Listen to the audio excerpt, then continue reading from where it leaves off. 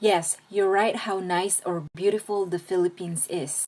But what is the point of being in a beautiful country when you know your family is starving to death?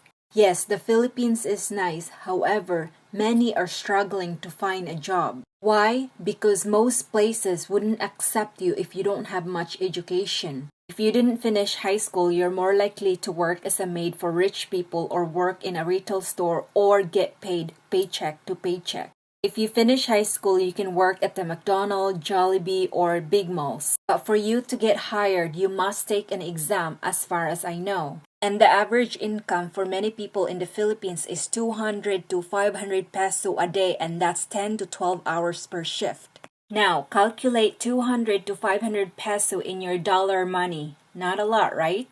The average income for many people in the Western world in one day, probably 1 month's salary in the Philippines.